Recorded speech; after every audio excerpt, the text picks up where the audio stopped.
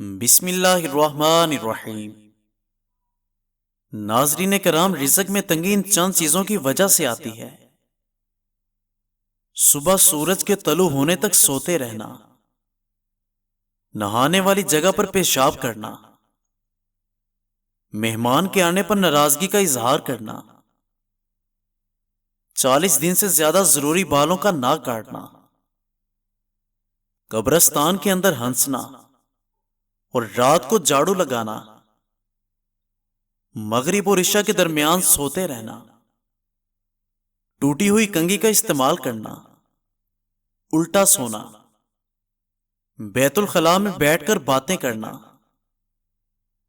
دانت سے ناخن کاٹنا، جھوٹی قسمیں کھانا،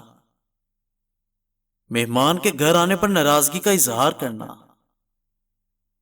قبرستان کے اندر ہنسنا، برے خیالات سوچنا۔